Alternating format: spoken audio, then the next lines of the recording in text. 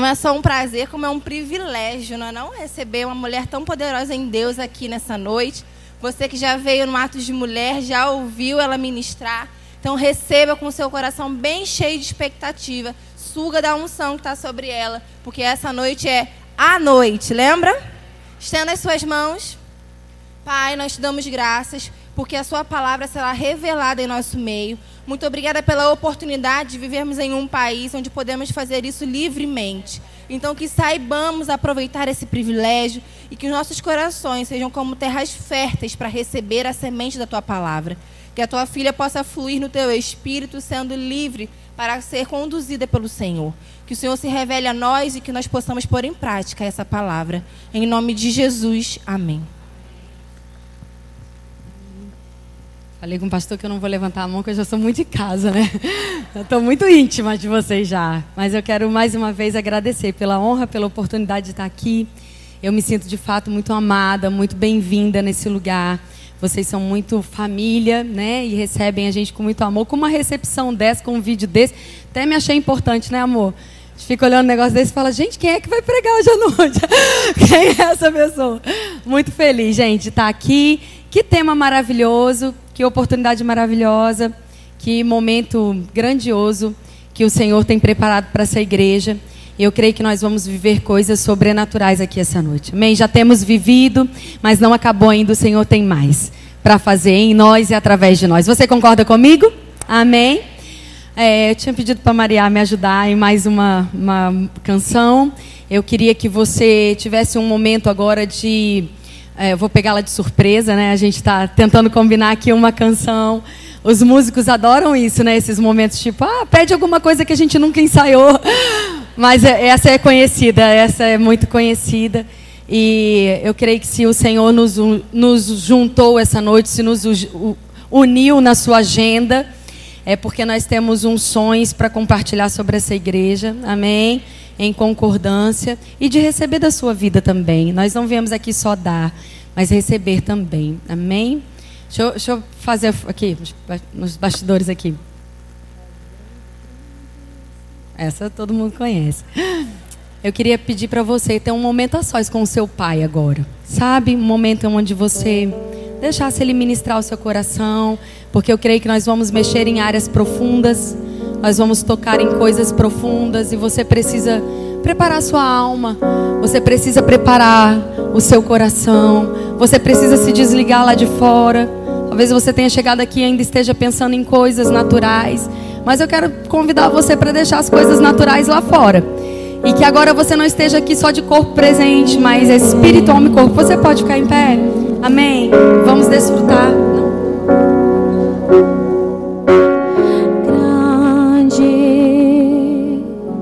É o Senhor e muito digno de louvor. Você pode cantar isso, igreja? Na cidade do nosso Deus, seu santo monte. Adore, adore o Pai. A alegria de toda a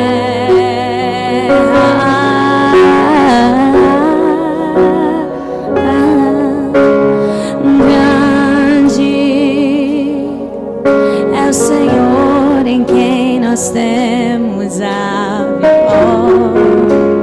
Aleluia! E que nos ajuda contra o inimigo. Por isso diante dele nos prostramos.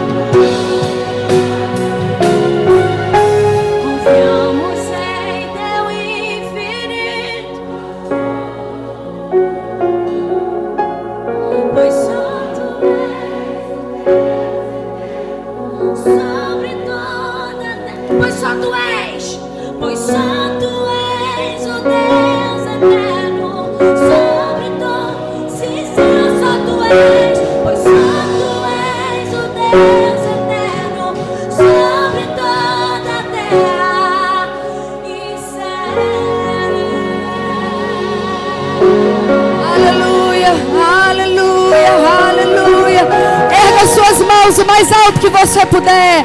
Diga palavras de adoração ao seu Pai. Glorifique a Ele. Toda honra, toda glória. Nós entregamos mais uma vez a nossa vida nas tuas mãos, Senhor. Nós te exaltamos, exaltamos a tua palavra. Santo é o Senhor e não há outro. O Senhor é o nosso Pai. O Senhor é o nosso Deus, o único digno de ser adorado. Nós reconhecemos a sua soberania, reconhecemos o teu amor, a tua paternidade, reconhecemos a tua santidade, reconhecemos o teu nome que está sobre todo nome. Tu és poderoso, Pai. Poderoso é o Senhor e não há outro, não há outro, não há outro. Em o nome de Jesus. Aleluia, aleluia, aleluia, aleluia, aleluia, aleluia. Desfrute da unção que está aqui nesse lugar. Amém. Deixa eu te dizer algo. A respeito da sua vida, existe um tempo de transição. Existe um tempo de amplitude. A respeito daquilo que Deus quer fazer. Parece algo óbvio, mas eu não estou falando de música. Eu estou falando de palavra. Eu estou falando de ministrar a palavra de Deus de todas as formas. E para isso eu oro por você, se você se permitir. Eu oro para que a unção venha sobre a sua vida, trazendo plena clareza do coração do Pai. Assim como Paulo orou em Efésios, eu oro para que os teus olhos sejam iluminados. E para que você perceba a profundidade desse amor, transmitindo em cada nota a vida de Deus, sabendo a doutrina bíblica assim como ela é, trazendo a revelação do caráter do Pai. Em nome de Jesus, quando você cantar, enfermos serão curados.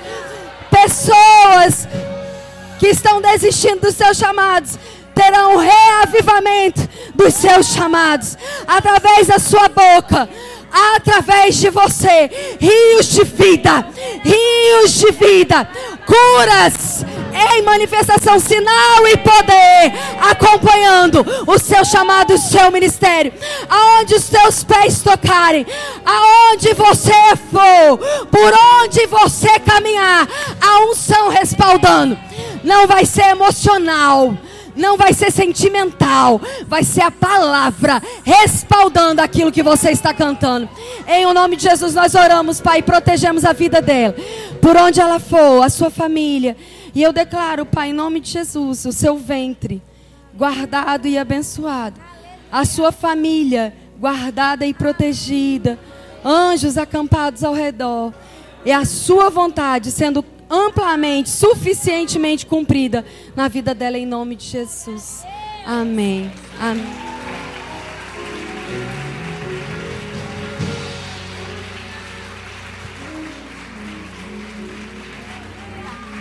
Aleluia, você pode sentar.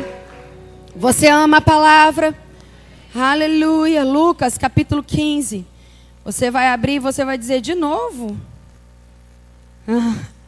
Amém? Você entendeu aqui? Porque você é um leitor da Bíblia, não é? Você ama a palavra, não ama? Na hora que você abrir lá em Lucas 15, você vai falar, uai, mas de novo, a gente já leu tanto, já conhece tanto. A gente já está tão conhecedor. Deixa eu te dizer, nesses últimos tempos, a igreja tem perecido muitas vezes, não é pelos textos complicados, amados. Não são pelas coisas doutrinariamente difíceis de serem explicadas, mas é por causa do simples que tem sido ignorado. Vou repetir aqui para você ficar atento comigo. Nós temos coisas preciosas na simplicidade do Evangelho. E muitas vezes, porque já conhecemos, estamos lendo de uma forma irresponsável esses textos. Lendo como alguém que já sabe e que não precisa mais aprender. E é aí que a gente perde a preciosidade. E é aí que a gente perde os detalhes. Porque a Bíblia, ela não é um livro estático. A palavra de Deus, ela não funcionou no passado e tem uma história contada para que você descubra o que foi. Ela é viva e eficaz. Ela está em movimento agora mesmo. Ela está falando com a gente agora mesmo. Ela está transmitindo vida para você agora mesmo. Ainda que você leia o mesmo versículo todos os dias da sua vida, ele nunca vai ser o mesmo. Porque em cada dia Ele vai te encontrar de uma forma diferente. E Deus, através da sua palavra, vai alcançar você na sua necessidade específica. Você entendeu isso? Amém? Eu tenho um professor que ele diz que se nós lêssemos João 3,16 como deveríamos ler, todas as vezes ele ia causar um impacto enorme na nossa vida. Mas porque decoramos, porque cantamos, porque desde pequenininho a gente aprendeu a falar, porque Deus amou o mundo de tal maneira que deu seu Filho unigênito para que todo aquele que nele crê não pereça, mas tenha vida eterna, ele se tornou um versículo tão comum, tão dito. A gente canta, a gente fala, quem sabe aqui algum versículo de cor, talvez você corra e diga esse. Mas você já parou para pensar? Quantas pessoas estão dizendo que não se sentem amadas? Quantas pessoas declarando que estão se sentindo sozinhas? Quantas pessoas esperando alguma coisa natural mudar para que elas se sintam acolhidas? Para pensar o que está escrito em João 3,16. Porque Deus te amou de um jeito tão absurdamente grande que não tinha palavra que pudesse traduzir esse tamanho. Então colocaram tal ali porque não tinha uma conta matemática que chegasse ao quanto Deus te amou. Ele te amou de uma tal maneira. De uma maneira tão única, uma maneira que só Ele pode, só Ele alcança, que Ele decidiu dar o seu Filho amado para morrer no seu lugar, para que você pudesse ser chamado de filho e colocado no lugar de Jesus. Não, você não está aqui, você foi embora para casa. Você está aqui essa noite? Eu tenho um outro amigo que diz que se você não pode mover a sua boca, você não vai mover montanha nenhuma na sua vida.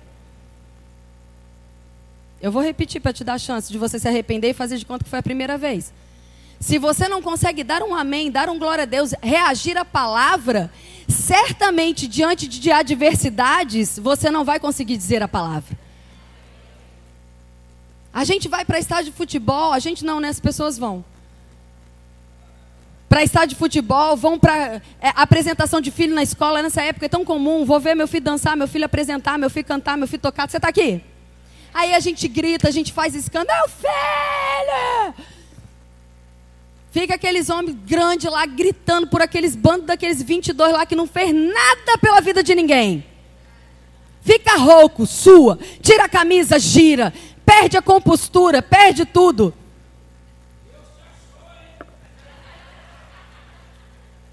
Mas aí às vezes chega na igreja e fala, eu sou tímido. Hein?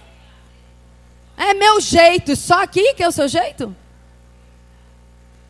Amados, deixa eu te dizer, se a gente não aprende a reagir à palavra num ambiente como esse, não é lá fora, num ambiente hostil, que a gente vai ter liberdade para reagir à palavra.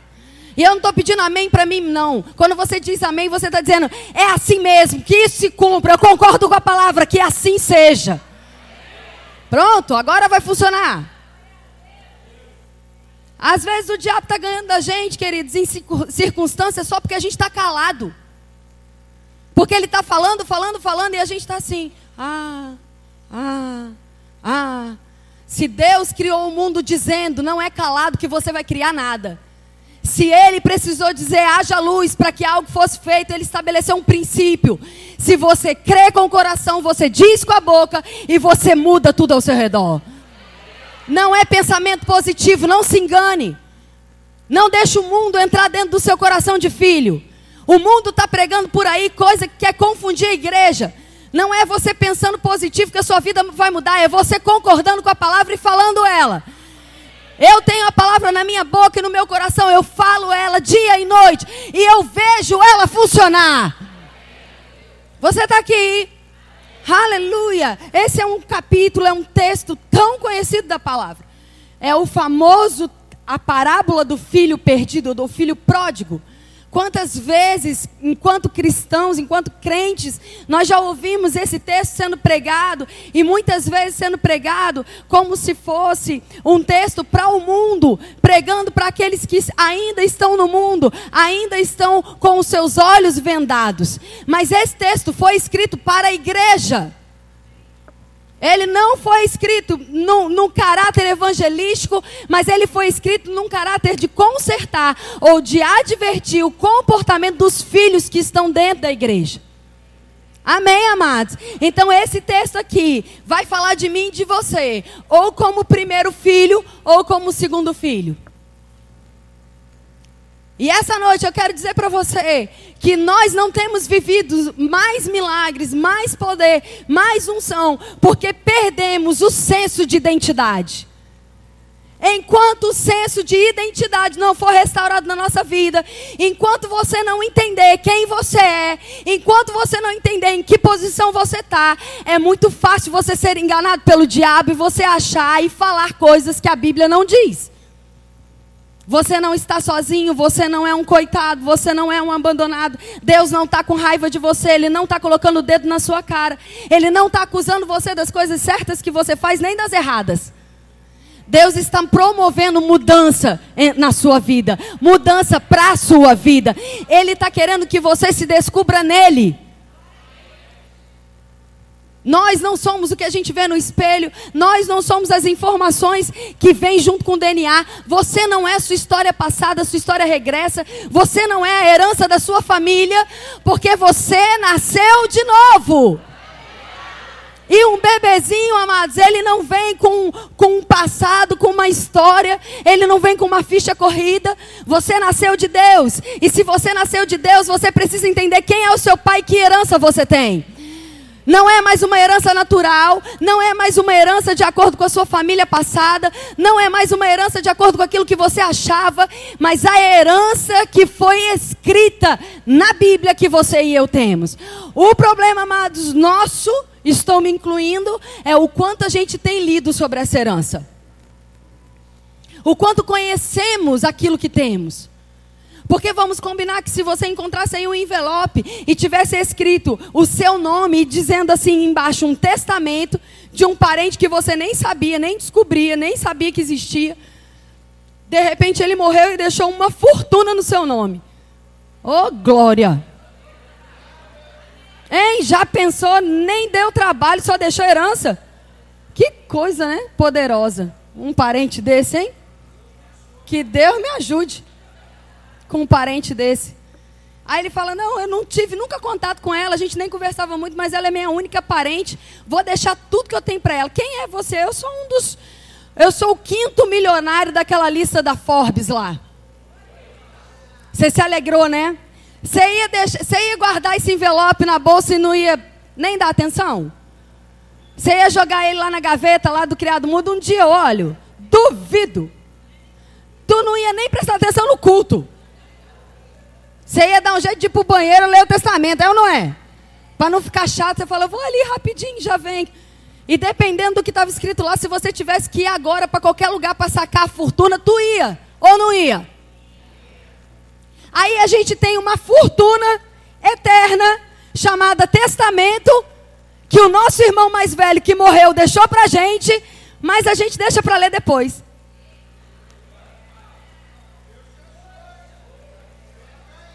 A gente fala, não, depois eu leio. Ah, depois eu descubro. Ah, eu tenho tanta coisa para fazer. Vê se isso não é uma tolice. Quando a gente coloca isso no âmbito natural e coloca isso como dinheiro, real, dólar, como moeda, rapidinho isso vem como, claro que eu ia. Mas quando a gente está colocando sobre coisas eternas, a gente precisa perceber que dinheiro vai ficar, meu amado. As coisas naturais vão ficar. O que você vai levar é a herança que está prometida aqui. E não é muito esperto da nossa parte ter uma herança tão poderosa como essa e ignorar o que ela está falando a nosso respeito. Então, essa noite a gente vai descobrir qual foi a carta que ele escreveu no nosso nome e qual herança ele nos garantiu. Você está pronto? Amém? Lucas 15:11 diz assim... E Jesus continuou o quê? Continuou a explicar o que ele estava falando.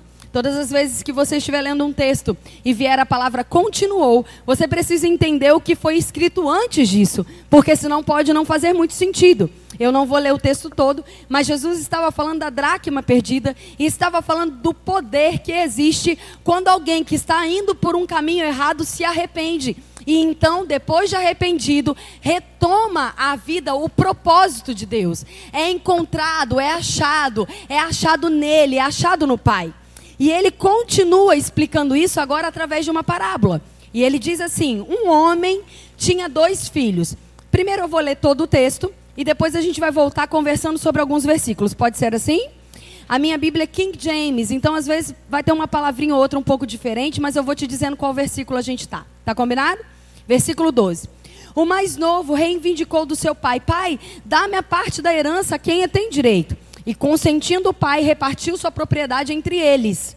Não se passou muito tempo e o filho mais novo reuniu tudo o que tinha, partiu para terras distantes e lá esbanjou todos os seus bens, vivendo de forma irresponsável. Versículo 14.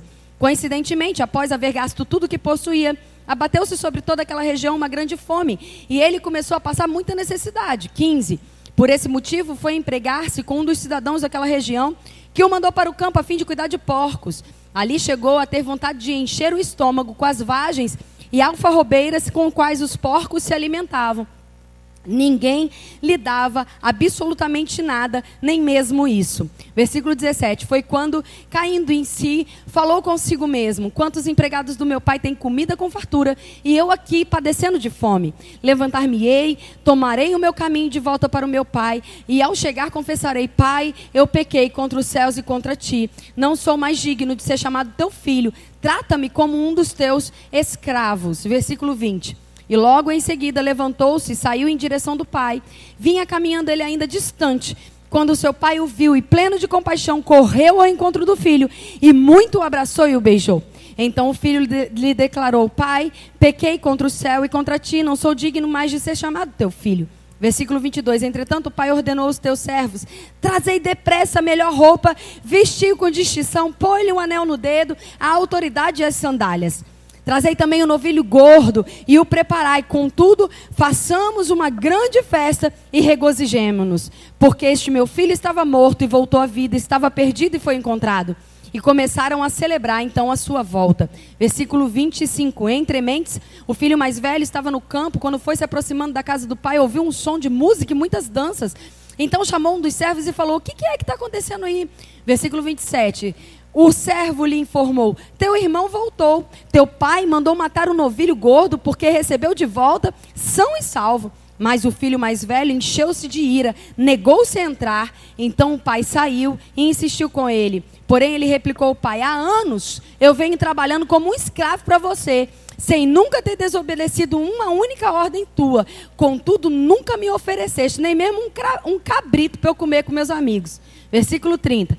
No entanto, chegando em casa, esse teu filho, que pôs para fora todos os teus bens com prostitutas, tu ordenastes matar o novilho gordo para ele? Então lhe arrazoou o pai: meu filho, tu estás sempre comigo, tudo que eu possuo é teu. Porém, nós tínhamos que celebrar a volta desse teu irmão e regozijarmos-nos, porque ele estava morto e reviveu, estava sem esperança e foi encontrado. Amém? Amados, a gente começa aqui fazendo uma análise muito simples. Eu gostaria que você voltasse para o verso 11 e agora a gente vai estudar um pouco a palavra de Deus. Nós vamos prestar atenção em algumas coisas. A primeira coisa que não é muito comum na Bíblia, por uma leitura um pouco mais minuciosa, você vai perceber que não é comum usar o termo um pai e seus filhos, ou um pai possuía, gerou 2 filhos. Geralmente esse texto ou essa expressão é dado à mãe e não ao pai, porque a mãe é que gera. Amém? Quando a gente lê essa expressão, então um homem gerou ou tinha 2 filhos, nós podemos fazer rapidamente uma analogia a Deus. Deus, como pai, nos gerou como filhos. Amém? E por isso nós não vamos ver aqui uma figura materna, porque a gente está falando de um gerar que vai além do gerar do corpo, gerar físico. Então ele possuía, ele deu vida, ele formou 2 filhos. Lembrando que é uma história que vai exemplificar algo espiritual. Você está aqui? No versículo 12 diz assim: o mais novo reivindicou do seu pai: pai, me dá a herança a quem eu tenho direito.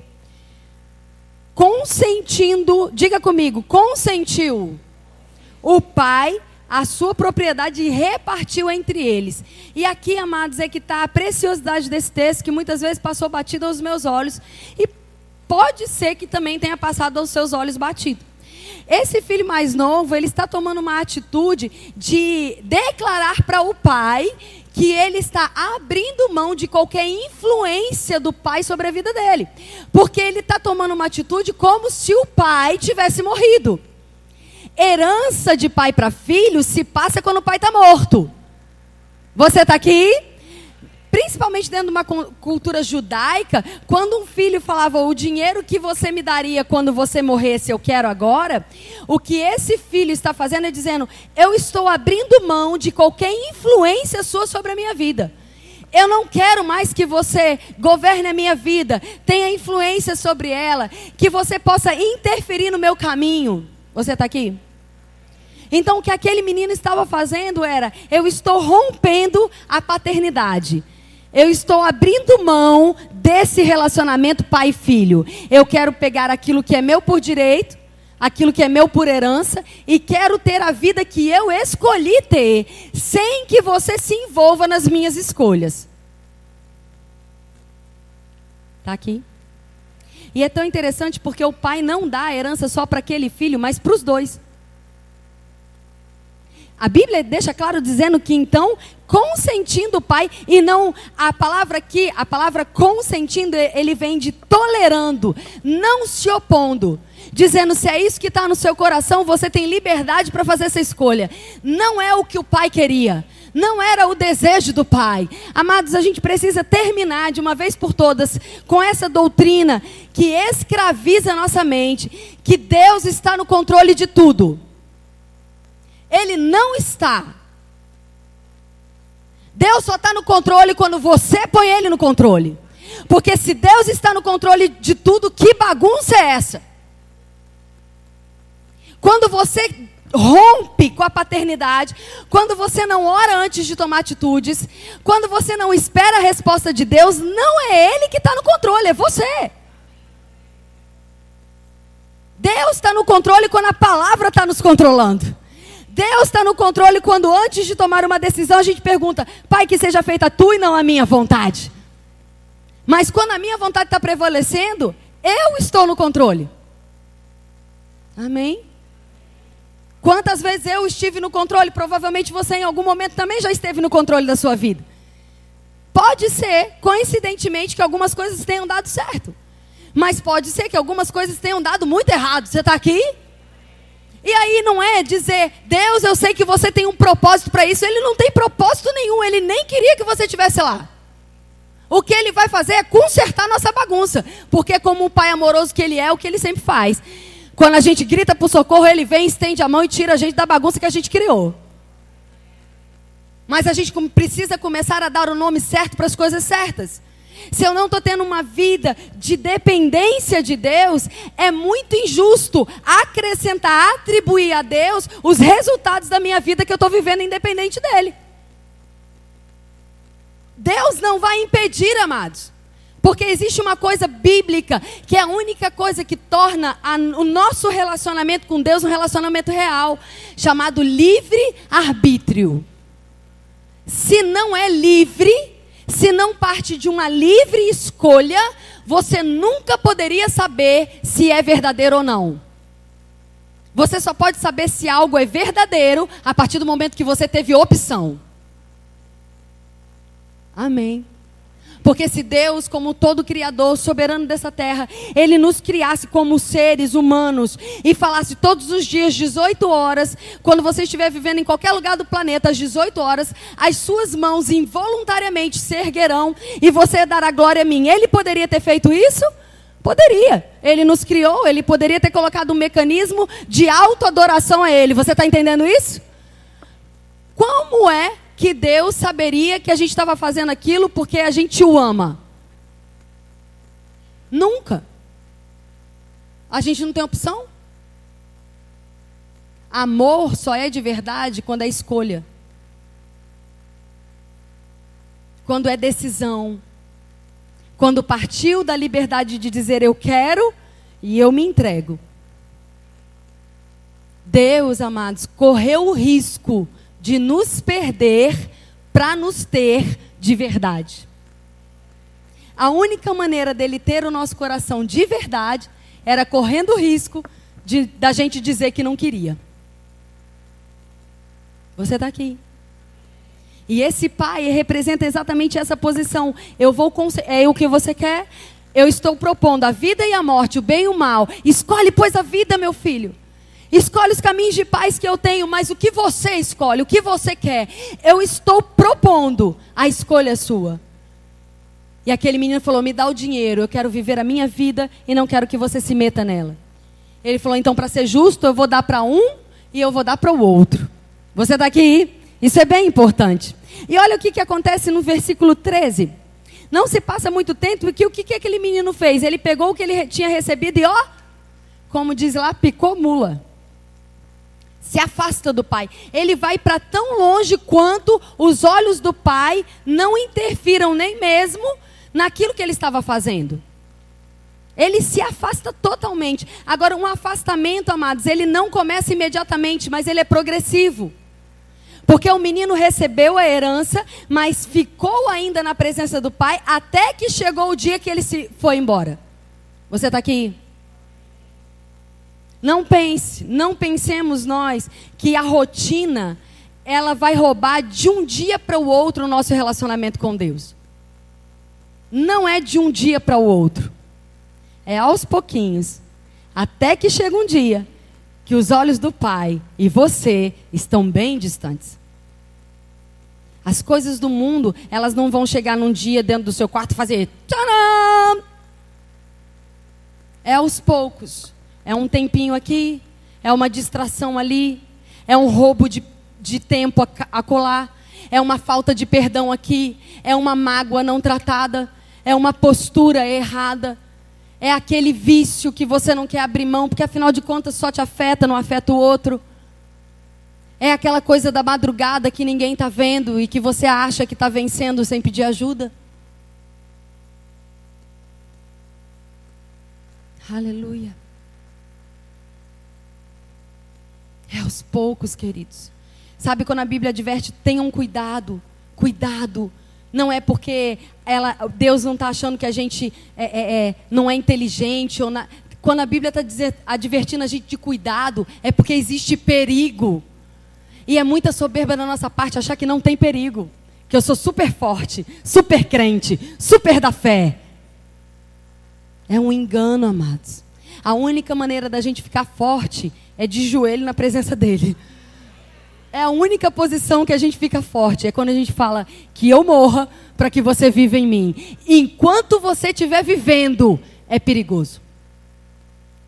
Por isso que o apóstolo Paulo, de forma tão sábia, diz, eu morri para mim mesmo. A vida que eu vivo agora, não vivo mais na carne, mas eu vivo a vida que Deus escolheu para eu viver. Porque a minha vida, as minhas escolhas, elas sempre vão me levar para uma beira, para um lugar perigoso.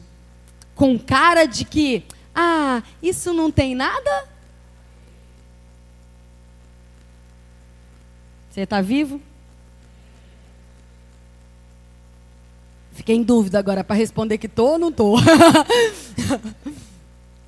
Aí olha o que diz o verso 14. Coincidentemente, após haver gasto tudo que possuía, abateu-se sobre toda aquela região uma grande fome. Eu acho linda a palavra. Porque ela não estava falando assim, Deus para castigar aquele menino e para ele se arrepender e para ele voltar, colocou um câncer nele, colocou uma doença incurável nele, trouxe uma desgraça sobre a terra, causou um problema gigantesco econômico, porque aí era a forma dele se arrepender e voltar para casa. Deus não usa as armas do diabo para convencer você do amor dele. Deus não precisa usar as ferramentas que o diabo tem para trazer você para perto dele. Quando você era inimigo, ele te amou com amor eterno. Não é agora você sendo filho que ele vai te castigar porque você está sendo enganado. Não é esse o caráter de Deus, não é esse o Deus que eu sirvo, não é esse o Deus que está na palavra. A sua Bíblia, a minha Bíblia está escrevendo aí, coincidentemente, houve um problema, houve uma seca, houve uma escassez. Coincidentemente, o dinheiro acabou e o país entrou em crise. Não foi? Deus então promoveu uma crise nacional para aquele menino voltar para casa. Até porque eu tenho certeza que você, como filho de Deus, já viveu muitas crises no país que a gente mora. Mas quando foi que faltou pão sobre a sua mesa? Porque o país que a gente mora é um, o reino que a gente pertence é outro. O país que a gente mora é um, mas o reino que a gente pertence não está em crise nunca. Pode entrar um, sair outro, que está tudo bem com a gente. Eu nunca vi um justo mendigar o pão e não vai ser agora. Você está entendendo isso aqui? Então pode ser que aconteçam momentos difíceis? Claro que pode. Como é que a gente vai estar? Guardado, protegido. Amém, amados? Mas porque aquele homem decidiu viver a vida que ele escolheu e não a vida que Deus havia escolhido para ele. Então agora, sem nenhum recurso natural, ele também está dentro de uma situação de adversidade. Não se comporte nos momentos de adversidade como quem não conhece a Deus. Quem não conhece a Deus, nos momentos de adversidade, vai culpar Deus para se livrar daquilo que escolheu. Filho maduro diz: eu errei. Eu tomei uma escolha errada. Deus me ajuda, me socorre. Amém? Filhos imaturos têm complexo de Eva, complexo de Adão. A culpa é sempre do outro. Foi a mulher que você me deu, foi a serpente. Foi o marido que eu casei. Foi o meu patrão, é o meu líder, é o meu pastor, é o meu líder de célula, foi a história que eu tive, é o meu passado, é a cidade que eu vivi, é o bairro que eu vivo, é a casa onde eu moro. Que tal você parar e falar, o que eu estou fazendo que concorda com Deus? E o que eu estou fazendo que não concorda com o plano de Deus para a minha vida? Porque como já foi muito bem dito aqui, o único lugar de plenitude é quando você encontra e concorda com o plano de Deus para você. O seu plano pode ser fantástico, mas ele é limitado naturalmente. O único plano que não é limitado pelo poder humano é o divino. E para isso você precisa morrer para você. Você precisa aceitar o plano de Deus. E a história continua dizendo que aquele menino então foi procurar um emprego, porque afinal de contas, se eu estou passando fome, eu preciso trabalhar. Vamos lá, de novo. Quando eu estou em momentos de necessidade, eu não escolho o recurso. É melhor você ganhar um salário mínimo do que zero. Tem muita gente padecendo, amados, porque está preso no seu orgulho. Mas eu tenho PhD, mas não tem emprego, trabalha de empacotador. Mas bota comida em casa. Está aqui. Porque o Senhor pode fazer você prosperar nos lugares mais incomuns. Se você tiver com seu coração acertado, vai dar tudo certo. E aquele menino foi trabalhar e daqui a pouco ele está olhando lá. Ele falou, eu estou com fome. Esse patrão nem comida de porco quer me dar. E para um judeu, amados, comida de porco era chegar ao fundo do poço. Eles estavam falando sobre se alimentar da coisa mais imunda que eles podiam se alimentar. Da coisa mais podre que eles podiam se alimentar. Você está entendendo porque para a gente, de repente, uma bistequinha até vai bem. Um bacon, tá comigo? Hein? Amém ou ai de mim? Que a gordura nos ajude. Deus! Não é não? Hein? Um limãozinho, aquele bifinho de porco, tá comigo? A costelinha. Mas para o judeu, você está falando de lixo. Você está falando de resto. Você está falando daquilo que não pode ser comido, não pode ser tocado. E aquele menino agora está diante daquela realidade, olhando, desejando aquilo. Desejando comer aquilo, porque é tudo que ele tem disponível. Aí ele cai em si. Eu quero que você fique comigo, por favor.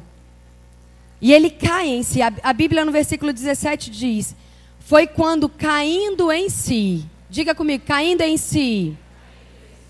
Sabe, existe a necessidade, amados, bíblica, da gente fazer uma autoanálise. A gente sempre fala, seus pastores falam com frequência, antes de ceiar, analise o homem, o seu próprio coração. Perceba, amados, entrou no nosso tempo, na nossa igreja, nas nossas igrejas, entrou uma onda totalmente diabólica, de que você pode viver do jeito que você escolher viver, que está tudo bem. Não está tudo bem, isso é caminho para perdição e inferno. A única maneira de você ver o reino é andando em arrependimento. Essa graça desgraçada que exime você de fazer o que você quer e acha que está tudo bem, é erro, é engano, é doutrina de demônio. Não caia nesse engano. Isso tem matado as pessoas, porque as pessoas estão vivendo uma vida dissoluta, abraçando o pecado, dando à carne todo o alimento que a carne quer, e achando que estão crescendo espiritualmente. Não estão, não se engane. Não se engane. Muito pelo contrário, a Bíblia nos dá um título que eu acho uma agressividade de Deus. Ela fala: sede santos, porque eu também sou. Eu não sei você, mas eu olho para isso com um grande desafio. Eu não estou falando de grandes pecados, mas daquela pequena inveja. Só eu sou carnal. Ainda bem que eu te trouxe, amor, para você me consolar na volta. Chega essa época do ano, verãozão. Todo mundo com casa alugada na praia. Tô passando um calor, com aquele ventilador que sopra, aquele bafo quente. É a pessoa botando no Instagram aquelas fotos no iate. Aí você faz o quê? Ai, Deus, como eu estou feliz pelo meu irmão. Caô, tá morrendo de inveja. Tá olhando dizendo, porque ele não eu. Deus ama mais ele do que eu. Eu estou brincando.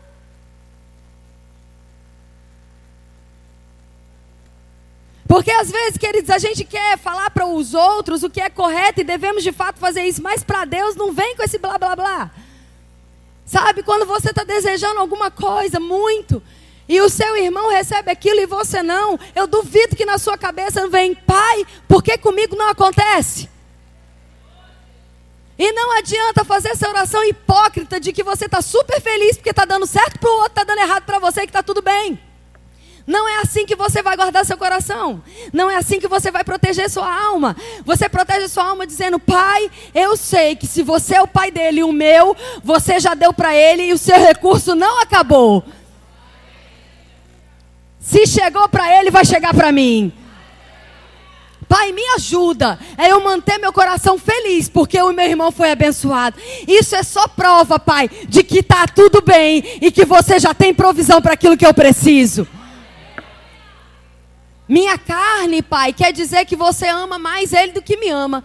Que você ouviu ele primeiro. Mas eu sei que isso é coisa de criança que está comparando para a mãe o nível da Coca-Cola no copo.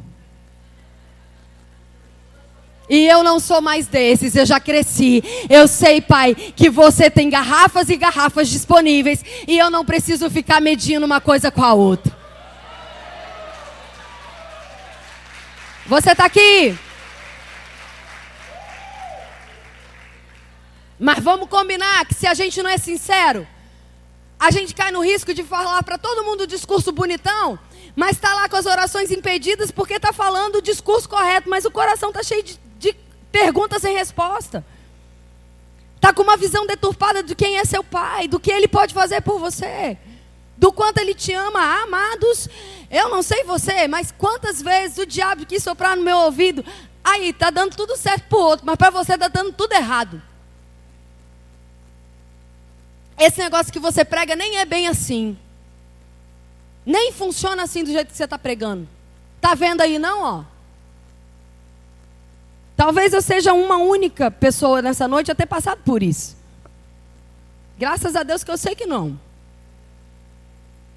Mas eu durante anos fui ensinada a dizer: ó Senhor Deus, eu estou tão feliz. Agora eu falo: não estou feliz não, pai. Estou chateada mesmo, ó. O fulano nem queria. Recebeu. Eu estou um tempão pedindo, não ganhei. Me ajuda, porque eu estou com a raiva. Estou com vontade de chorar. Não estou bem não, não estou feliz não. Nem estou entendendo. Para mim, eu acho que você está fazendo mesmo recepção mesmo. Sabe, eu aprendi a sentar no colo, sentar no meu quarto, no tapete, e conversar com Deus como meu pai.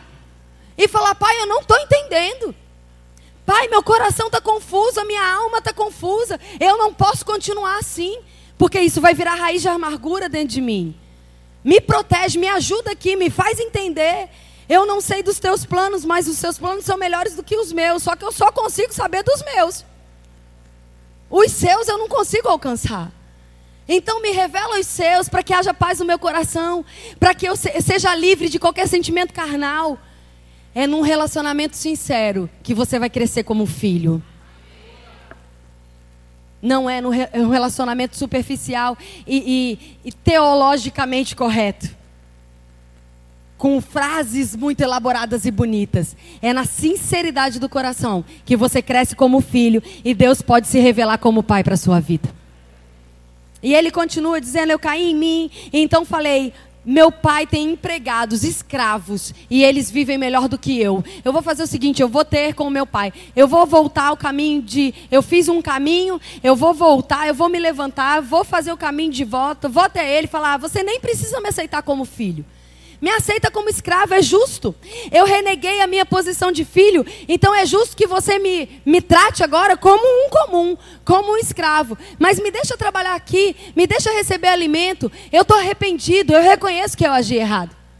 E a Bíblia diz que depois de ter pensado com ele mesmo, diga comigo, pensado com ele mesmo. Você nunca vai botar em prática uma visão que você não cria dentro de você primeiro. Você precisa se ver falando, fazendo. Você precisa ver você andando nos sonhos que Deus prometeu. Você precisa ver dentro de você a imagem daquilo que Deus falou. Você precisa criar fotografia celestial dentro do seu coração. Não são palavras motivacionais que vão fazer você levantar e ir em encontro ao seu pai e em encontro ao plano que ele tem para você. Você está comigo? Ouve o que eu vou falar agora com muito cuidado, com muito carinho, não distorça. Eu oro para que o Espírito Santo guarde as palavras que eu vou liberar e você não distorça, nem o diabo faça isso. Existem profissionais maravilhosos, amados, no tempo de hoje, para motivar você e até mesmo direcionar a sua carreira. Amém?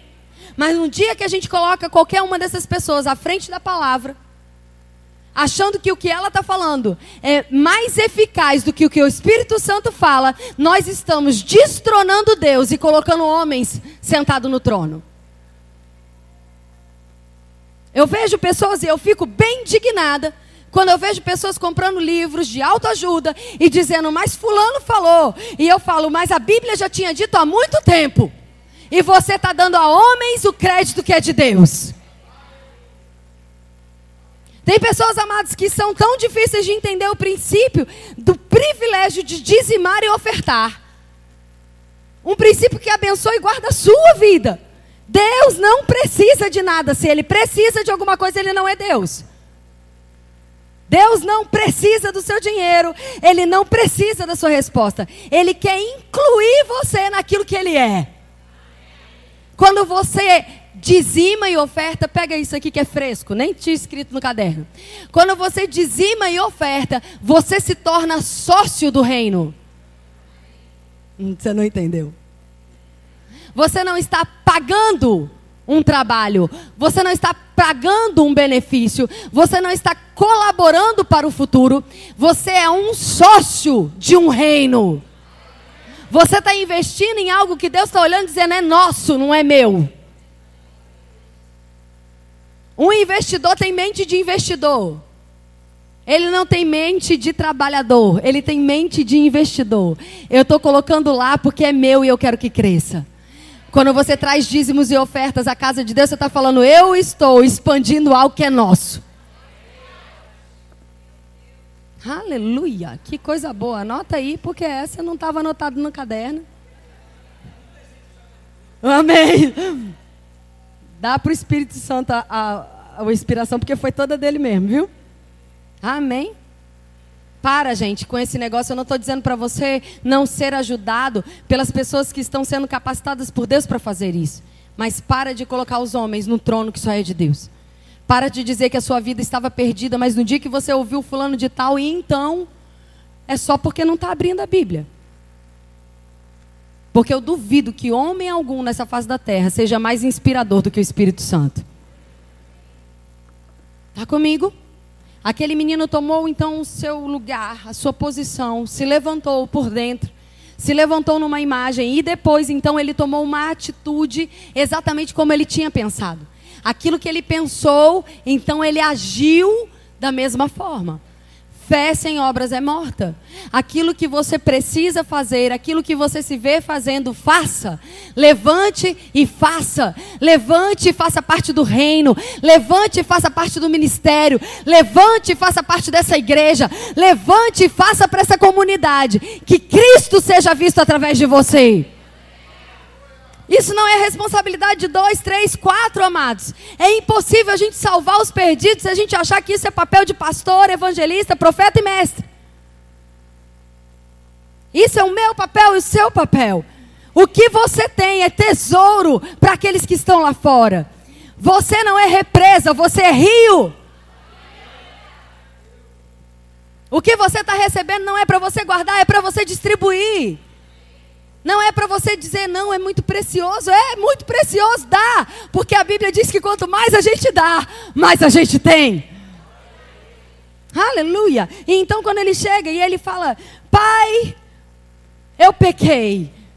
Nós não vamos falar agora da postura do pai. Eu quero falar da postura do filho. Quando ele chega diante do pai, pai, pequei contra os céus, contra ti, sabe? Você não vê o pai dizendo, não precisa falar nada, meu filho. Não, deixa isso para lá. Você viu isso aí na sua Bíblia? Quando o menino chega diante do pai para pedir perdão, o pai ouve cada uma das suas palavras de arrependimento. Isso significa, queridos, que Deus está ouvindo quando nós estamos de uma posição de humildade, dizendo, pai, eu me arrependo. Ele não está dizendo, não é necessário pedir perdão. Não. Eu conheço teu coração. É óbvio que ele conhece o nosso coração. Mas será que a gente conhece o nosso coração? O ouvido mais perto da sua boca é o meu e é o seu.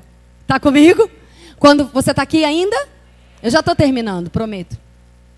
Quando você fala, quando você declara a palavra e você ouve, você se posiciona. Você sabe aonde você está. Você está dizendo, Satanás, eu não dou mais liberdade para você agir na minha vida, porque eu estou arrependido, eu estou mudando a rota, eu estou mudando o caminho, eu estou tomando uma atitude diferente, eu estou declarando que acabou, aquilo que você tinha acesso findou aqui. Aleluia.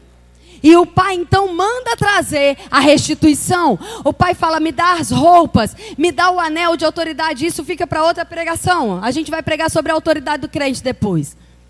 Mas o que aquele pai estava falando era, olha eu me convidando, né pastor?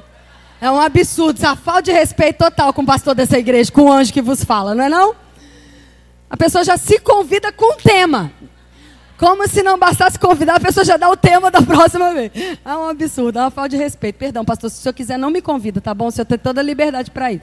Mas se o senhor quiser me falar, convidar, e se eu deixar eu pregar sobre a autoridade do crente, eu volto.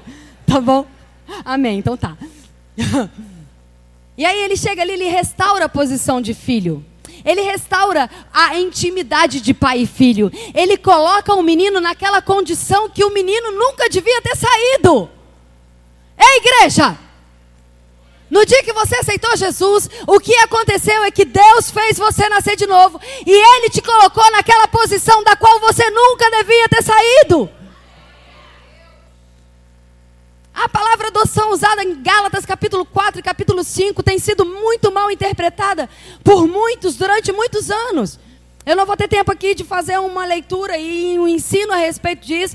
Mas se você chegar na sua casa e você ama ler a Bíblia, você vai ter um tempo com a palavra.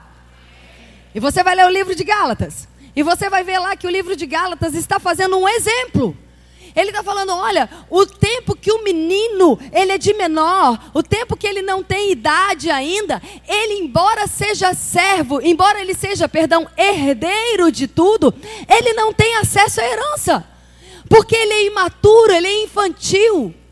Embora a herança seja dele de fato, a imaturidade, o fato dele não entender quem ele é, não deixa ele tomar posse da herança. Ele está fazendo uma comparação. E a palavra ali para isso era filho adotivo. O filho que está debaixo de uma tutela, de uma condição. Enquanto você não alcançar a maioridade, enquanto você não alcançar a maturidade, embora você seja de fato herdeiro, você não pode usufruir da herança. É como você dar um filho, para um filho seu que tem 2 aninhos, um carro. colocar esse carro no nome dessa criança. A minha pergunta para você é, o carro é de quem? Vamos, gente, não é difícil. Ganhei um filho, o nome dele é José. José está com 2 anos. Parabéns para o José, hoje é aniversário dele. O que a gente vai dar de carro para o José? Uma Ferrari. Que abuso. José ganhou uma Ferrari aos seus 2 anos de idade. Pergunta, de quem é a Ferrari? Muito bem, quando é que José vai usar a Ferrari? Mas o José não tem a Ferrari? O que impede o José de usar a Ferrari? Se você deixar ele dirigir com 10 anos, ele morre. Você está aqui? Então Deus estava dizendo, enquanto você não tem maturidade, você está debaixo da tutela da lei. É a expressão que o apóstolo Paulo usa ali. Você está sendo guardado sobre aquilo que diz para você o que é certo e o que é errado. Porque quando você se tornar filho, você não precisa mais de um conjunto de regras para me obedecer. Você vai ter asco do pecado. Eu vou repetir isso. Enquanto o filho é imaturo, a pergunta dele é: o que eu posso e o que eu não posso? O que é e o que não é pecado? Mas quando o filho é maduro, até o que é lícito, mas não convém, ele não faz. Porque ele não está mais preso pelo pecado. Ele não está mais preso pela liberdade. Ele agora sabe quem ele representa e de forma nenhuma ele quer envergonhar o nome que ele carrega. Então ele se encontra no lugar de filho maduro. E não mais do filho escravo. Do filho adotado. Do filho que está debaixo da tutela, do cuidado de alguém responsável. Está aqui comigo? Não faz sentido nenhum, amados, as pessoas pregarem que você é um filho adotivo. Nada contra. Tenho uma irmã adotiva, tenho um irmão adotado. Não é disso que eu estou falando. Não estou falando da adoção como uma expressão de amor a alguém e tomá-lo como parte da família. Não é disso que eu estou falando. Mas a Bíblia diz lá em 1 João, deixa eu dar o texto para você anotar.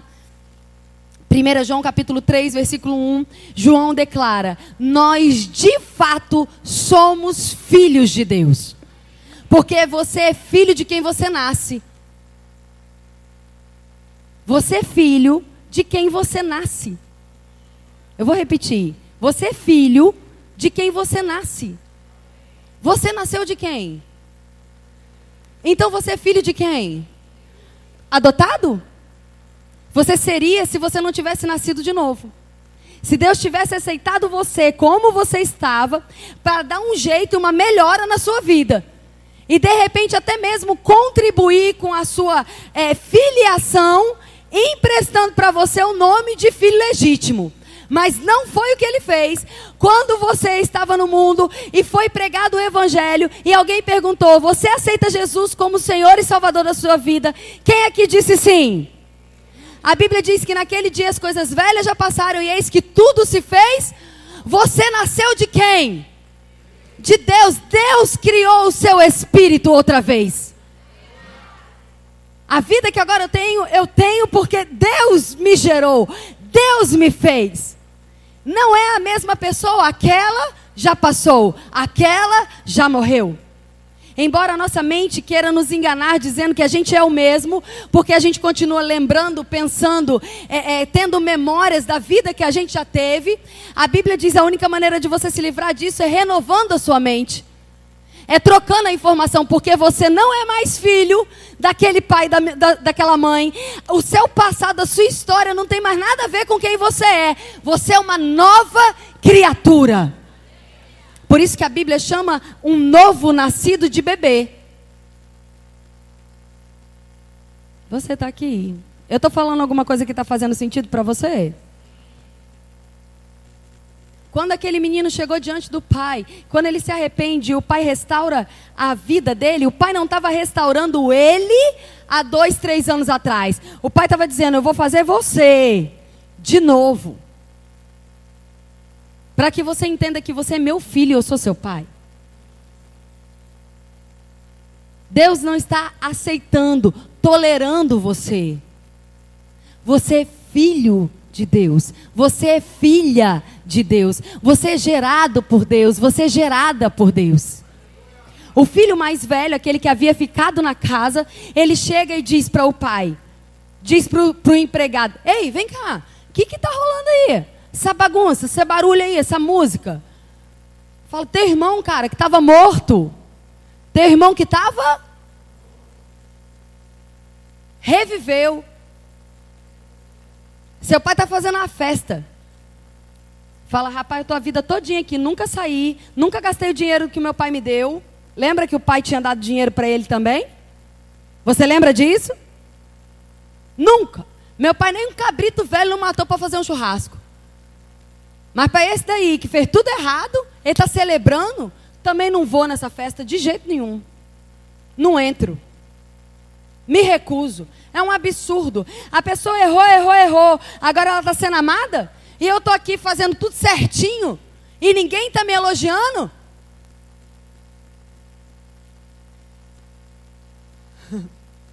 Ai, é por isso que eu só venho de 6 em 6 meses.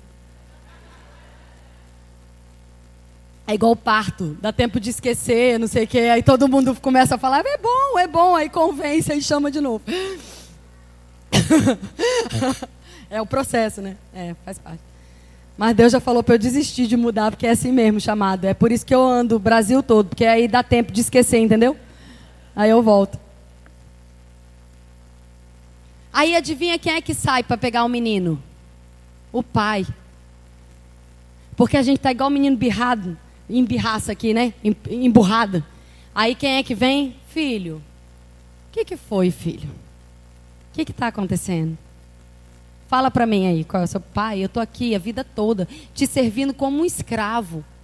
Aí o pai fala: aí que está o problema. Você nunca entendeu que você é filho.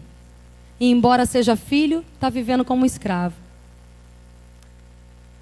Você não gastou o seu dinheiro porque você não quis. Mas isso não mudou você em relação ao seu irmão. Ele gastou com prostituta e você prostituiu seu coração. Você está aqui para ser politicamente correto, mas seu coração nunca esteve. Você só não foi embora porque não teve coragem, não foi porque você queria ficar, não.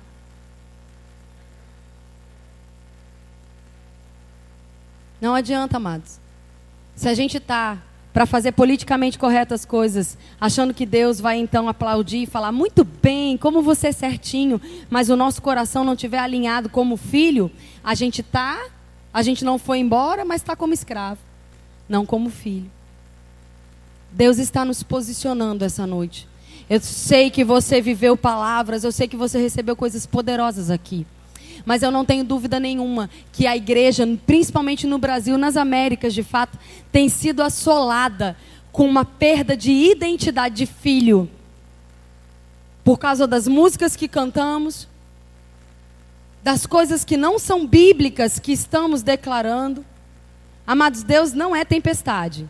Deus acalma a tempestade. Você está aqui? A gente está cantando coisa que a Bíblia não fala. Que a Bíblia não diz. E vamos combinar que aquilo que a gente canta fica muito mais na nossa cabeça do que as pregações que a gente ouve.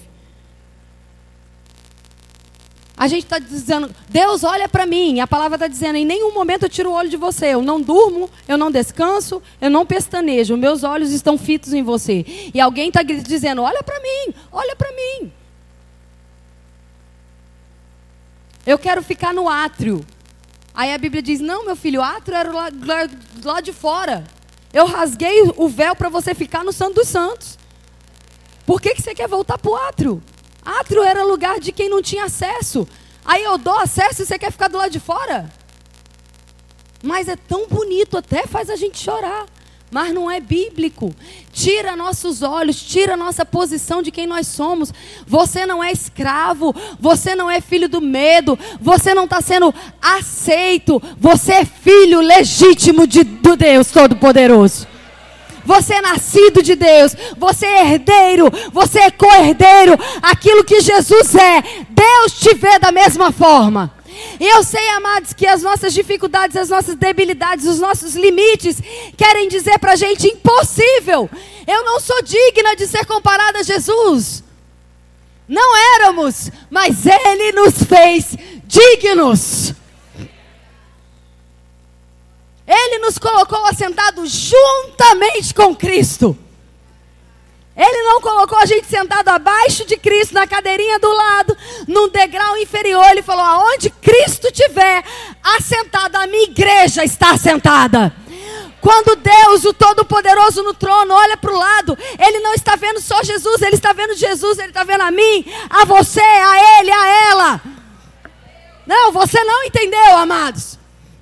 Para de ouvir o diabo soprando agora mesmo, porque eu sei pelo Espírito que é isso que está acontecendo. Eu posso ver com os olhos espirituais. Você fazendo a lista de todas as coisas que precisam ser consertadas na sua vida. Se você soubesse, Kézia, se você soubesse como eu me encontro, se você soubesse como eu estou vivendo, se você soubesse, a minha pergunta para você é, isso impediu Deus de enviar Jesus para morrer no seu lugar? Os seus erros foram um impedimento para que Deus pudesse te amar? Não vai ser agora que Ele vai recolher a mão para você. Não vai ser agora que Ele vai te rebaixar escravo, uma vez que você é filho. Não deixa o diabo te enganar. Você só vai conseguir viver debaixo de herança quando você entender que você é filho. Quando você é amado, quando você é amada. Como as pessoas estão carentes, queridos. As pessoas estão carentes de qualquer coisa. Quantos casamentos, os pastores podem confirmar o que eu estou falando. Quantos casamentos feitos por pura carência. Sem nenhuma base bíblica, sem ser guiado, sem perceber a pura necessidade de ter alguém te abraçando ou estando do seu lado. Sabe por quê que nós estamos errando? Quantas vezes erramos? Porque não estamos percebendo que o amor habita em nós. E estamos depositando toda a esperança de ser amado no outro. Seu casamento nunca vai ser pleno enquanto a sua esperança de ser plena estiver no seu esposo ou na sua esposa. A única maneira de você ser plena é em Deus. Você pode ser feliz um com o outro, pleno só no amor eterno. Não é o seu filho não é a sua coisa mais preciosa. Se o meu filho morrer, eu morro. Seu filho nem é seu. A Bíblia diz que os seus filhos são herança do Senhor. Ele só te deixou cuidar. Não idolatra o teu filho. Não tira Deus do trono e bota teu filho lá. Você está aqui. A nossa vida é dele. Ele deu a vida dele por nós. Nós somos um nele. Ele é um conosco. Nós estamos nele. E ele está em nós. A gente precisa voltar a cantar mais sobre o que Deus é. O nosso amor ao Pai. A nossa reverência. Exaltar a sua palavra. Os seus feitos. O seu caráter. Menos para a gente, amados. A fé é maravilhosa e é tão lícito você desejar ter. Está tudo certo em você ter uma boa vida, em você desejar ter uma condição melhor. Você está comigo? Eu prego isso, eu prego uma vida de prosperidade. Ninguém pode dar glória a Deus na miséria, não. Você glorifica a Deus quando vai tudo bem. Ninguém vê alguém passando fome dizendo glória a Deus, porque você está precisando de uma roupa para se vestir. Isso é desequilíbrio, isso é uma pregação errada. Você está aqui. Mas, amados, se tudo na nossa vida se resumir a ter, a gente está perdendo a única coisa que de fato é preciosa, que são as coisas eternas. A minha pergunta para você, para encerrar: se Jesus voltasse hoje, como Ele te encontraria? O que tem nas suas mãos? Como você se vê essa noite? Quando você olha para você, não para você roupa, corpo, imagem, mas quando você olha para dentro, você se vê como um filho ou como um escravo que está dizendo: Deus, eu só quero as migalhas. Eu sei o que eu estou fazendo de errado, tudo bem, só não me expulsa daqui. E Ele está falando: não, filho, o que eu tenho é seu e você é meu. Você não é escravo, você é filho. Você é amado, essa é a sua identidade, essa é a minha verdade para você. Amém, queridos? Se é por merecimento, já não é graça, é obra. se você vai esperar fazer por merecer, você não está contando com a graça de Deus. Você está querendo o seu próprio mérito. É por graça. É aceitar aquilo que Jesus fez quando a gente era inimigo dele. Ele nos amou com amor eterno. Amém, amados? Talvez não tenha sido uma palavra, e de fato eu já desisti que ela seja, que faça você correr, gritar, e celebrar, e arrepiar. E essas palavras são tão boas, e eu preciso delas, e você também. Elas nos animam, elas nos fortalecem, amém? Mas de vez em quando um papo bem sério pode salvar você. De vez em quando uma pregação de tapete. Jesus sentado no sofá, a gente ali com os olhos fitos nele, ele falando: filho, cada um fala aí que eu sou uma coisa. Uns dizem que eu sou um profeta, outros dizem que eu sou Elias. Mas e você? Para você, quem eu sou? Eu não estou interessado no que as pessoas acham. Eu quero que você me diga, para você, quem eu sou? Quem sou eu para você? Quem é Deus para você essa noite? Aquele que te sustenta, que te ajuda, que te fortalece. Aquele que é o Criador do Todo-Poderoso. Mas eu quero te fazer uma pergunta, eu quero que você só sonde o seu coração. A paternidade de Deus é bem real na sua vida? Você tem costume de chamar Ele de papai? Você está acostumado a ouvir Ele chamando o seu nome, dizendo: meu filhinho, minha filhinha? Você tem prazer em rir com Deus? Em se divertir com aquilo que Ele tem para dizer para você? Você sabia que não é pecado? Você está aqui. Amém. Eu quero ministrar sobre a sua vida, se alguém puder me ajudar.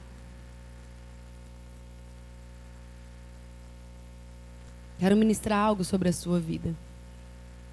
Eu quero dizer para você que essa é uma noite de você deixar de lado os seus pedidos. Eu tenho certeza que você já colocou todos eles diante de Deus. Amém. Todos nós temos necessidade, não é verdade? Você está aqui ainda, está acabando, fica só mais um pouquinho comigo. Todos nós temos pedidos para fazer para Deus, não é verdade? Mas eu quero convidar você, nos próximos segundos, que você só esteja na presença do papai. Só desfrute da presença do papai. Só perceba o colo do pai. A mão do pai. A voz do pai. A aprovação do pai. O eu te amo do pai. O eu te perdoo do pai. O eu cuido de você, filho. Confia em mim, filho. Ei, filho, deixa de ser ansioso. Eu tenho cuidado de você. Eu tenho planos de paz e não de mal para te dar. Ei, filho, o teu futuro em mim é tão maravilhoso. Você pode ver? Sabe aquelas coisas que você tem lutado, que têm sido difíceis? Deixa comigo. Desiste. Deixa eu cuidar para você. Eu tenho um caminho tão mais rápido, tão mais fácil. Você só precisa aprender a descansar. Existia uma declaração tão poderosa que fazíamos, que cantávamos. O nosso trabalho é descansar nele. O nosso trabalho é lembrar para a gente mesmo todo dia: ei, Késia, ei, fala aí seu nome. Ei, fala seu nome, abre a sua boca e diga seu nome. Ei, você é filho. Você é filha. Você é filha. Você é filho. Lembra disso? Você é filho. Você é amado. Você é amada. Os braços de amor de Deus envolvem você. Enquanto eu estava preparando essa ministração, Deus me mostrou que o diabo tem atormentado pessoas porque elas têm se sentido só.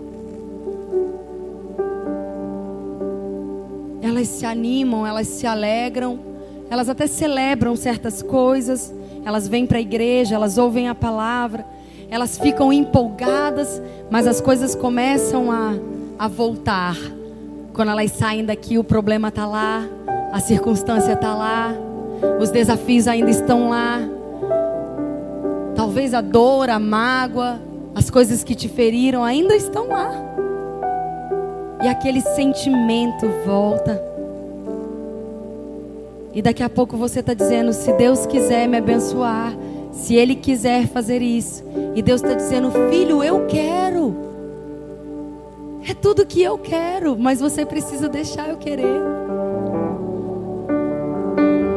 Não são mais os seus sentimentos. Eu já disse para você que eu te amo, que eu te perdoo. Tá tudo bem. Ei, filho, ei, filha, tá tudo bem. Tá tudo bem. Tá tudo bem. Eu tenho braços poderosos para segurar você. Eu queria pedir a ajuda do meu esposo. Queria que ele viesse aqui. Eu quero fazer algo que eu pulei de propósito. Nós vamos precisar de uma cadeira para que todos possam ver. Eu pulei de propósito a cena do pai. A Bíblia diz que quando aquele filho estava vindo arrebentado, sem esperança, envergonhado, eu imagino, você pode imaginar ele comigo? O pai lá na janela aguardando o filho.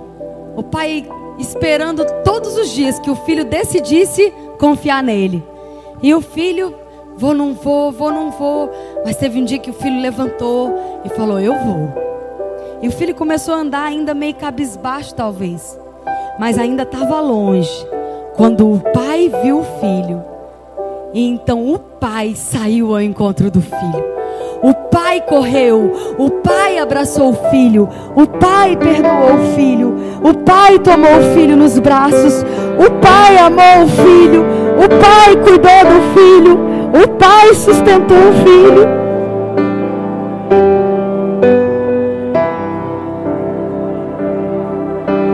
E talvez aquela primeira conversa tenha sido o pai e o filho.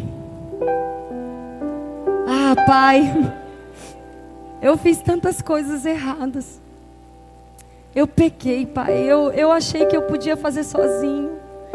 Eu achei que eu dava conta de viver os meus planos. Pai, me perdoa. Você é tudo que eu tenho de precioso. Ah, Deus. Ah, pai, me ajuda a me ver como seu filho. Me lembra, pai, do seu amor.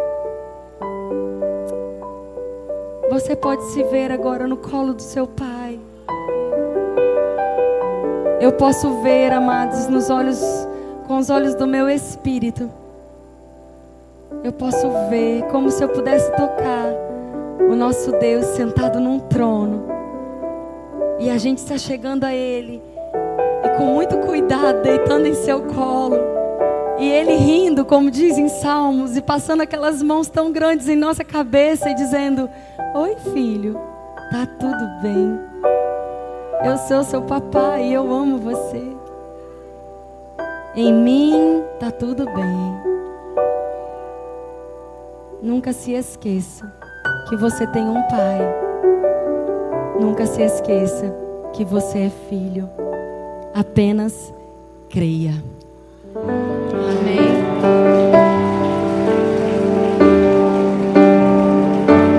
Aleluia. Você pode ficar em pé no seu lugar. Vamos adorar o Senhor. Se você está aqui essa noite e ainda não entregou a sua vida a Jesus como Senhor e Salvador, você tem um pai para te receber. Não é religião, amados. Está na hora de você voltar para casa e dizer, eu quero que Deus seja de fato meu pai e eu me entrego como filho dele. Há alguém essa noite que deseja fazer isso? Eu quero convidar você, eu quero orar por você. Existe alguém? Todos salvos? Pergunte para a pessoa que está do seu lado se ela não quer entregar a vida dela a Jesus. De repente ela está um pouco tímida, um pouco envergonhada, e você pode ajudar a erguer as mãos para ela falando, eu vou com você. Alguém que deseja fazer isso? Todos estão bem, todos estão salvos. Você quer entregar sua vida a Jesus? Aleluia! Aleluia. Aleluia. Aleluia. Aleluia. Aleluia. A Bíblia diz que há uma festa. Há uma festa. Oh, aquele que estava morto reviveu. Voltou para casa. O diabo não tem, filha, mais poder na sua vida. Declare comigo: eu aceito. Eu te ajudo, eu te ajudo. Declare comigo: eu aceito Jesus como o Senhor e Salvador da minha vida. Eu sou filha e Ele é meu Pai. Amém? Você crê nisso? A Bíblia diz que agora mesmo você foi salva. Você nasceu de novo e você é filha de Deus. Posso orar por você? Obrigado pela vida da minha irmã. Obrigado porque agora mesmo ela está nascendo de novo. Obrigado, Pai, porque toda aliança que ela tinha contrária, nós quebramos agora na autoridade do nome de Jesus. E a partir de agora, ela é sua filha, herdeira de Deus e co-herdeira com Cristo. Obrigado, Pai, porque ela vai viver e vai contar os feitos do Senhor na vida dela. Lembrando todos os dias que ela é sua filha e que você é o pai dela, em nome de Jesus. Como é seu nome, meu amor? Renata? Renata, você não precisa caminhar mais sozinha. Você tem uma família para te amar, pastores que vão te ajudar, pessoas que, assim como você, estão lutando com suas imperfeições e crescendo. Mas ao invés de fazer isso sozinho, a gente decidiu fazer junto como uma família. Então seja muito bem-vinda à família de Deus. Você é muito amada nesse lugar e a gente vai ajudar você a conquistar os planos de Deus para você. Amém? Você pode amar Renata? Amém? Você pode recebê-la? Aleluia! Aleluia! Renata, você pode olhar lá para trás. Você pode receber a igreja, ela, com todo o seu amor. Você é muito bem-vinda, Renata. Aleluia. Amados, essa é uma igreja de restauração. Essa é uma igreja de restauração. Seus pastores têm sido ungidos para resgatar sonhos, para restaurar chamados. Esse é um lugar de recomeços. Esse é um lugar de pessoas que haviam desistido. Existe sobre eles uma graça para se reencontrar no plano de Deus, no plano e no propósito de Deus. Nós honramos as suas vidas publicamente. Está bem perto.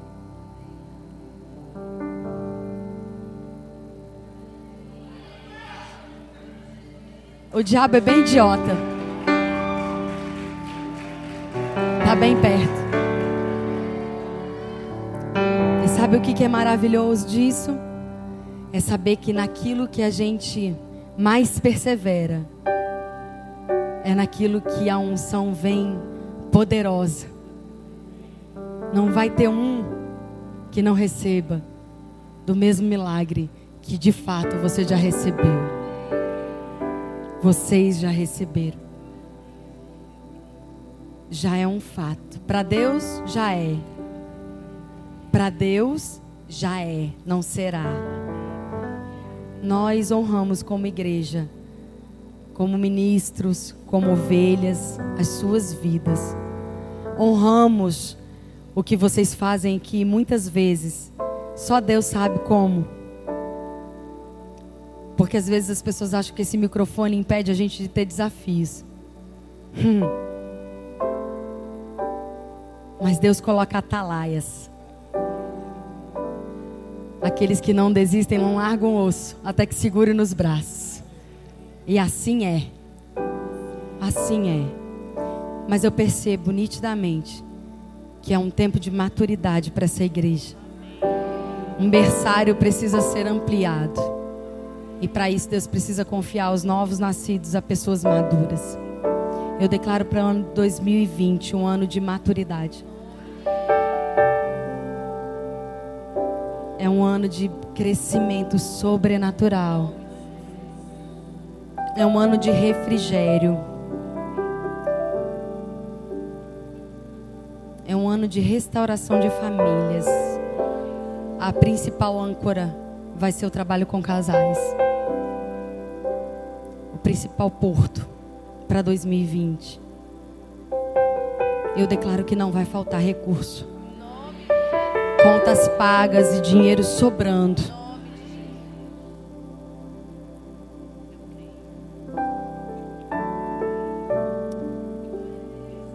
Mas também é um tempo de mudanças. Está na hora de mexer algumas coisas. Reestrutura. Reestruturar pessoas. Confie na unção que está sobre eles. Não é rebaixamento, não é promoção. É o corpo sendo o corpo. E cada um ocupando o lugar que precisa para que o crescimento seja para todos. Confie nisso. Eu vejo claramente Deus te dando uma ordem difícil. Uma estratégia que você está dizendo, Senhor. E eu estou aqui para dizer para a igreja. Foi Deus quem disse. Confie.